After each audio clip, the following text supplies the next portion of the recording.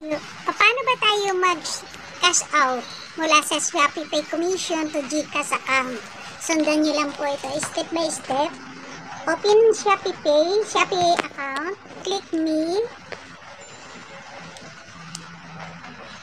Then check po natin yung ating Shopee Pay amount na ating withdraw. Then click send money.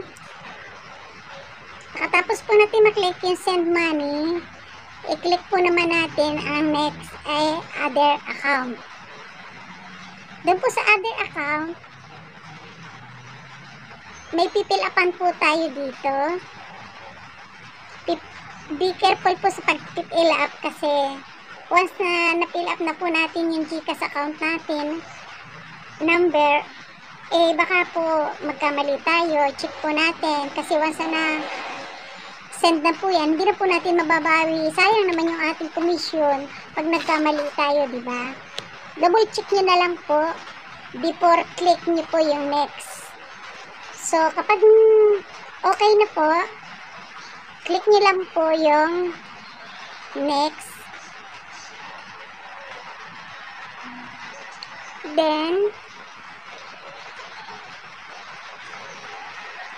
yun po nga po palang i-check out nyo na amount.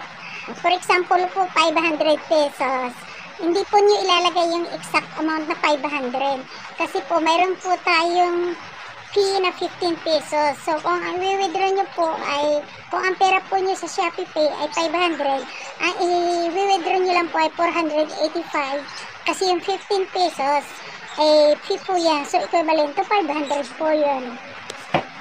Kasi yung iba po, kaya po nag-e-error ay dahil kapos sa pambayad na 15 pesos po. Then, send money. Ito na po sa ating papuntang GCash. Send na po natin yung amount.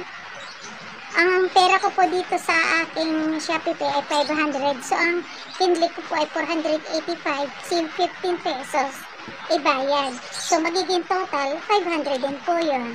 Then, send. Next.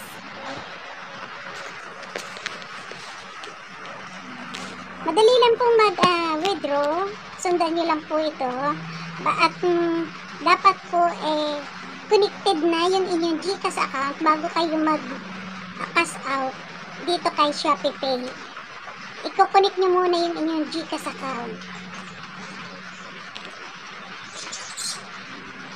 Ganito lang po kadali yung pag-cash out. Then, pag okay na po, katulad nito, na-send na po, balikan po natin yung ating GCash account. Tingnan po natin doon kung na-send na ba ni Shopee Pay yung ating commission. And ito po, kitang-kita na nandun na click na automatic yung ating withdrawal na 485. Thank you for watching. Sana madami tayong mag-motivation.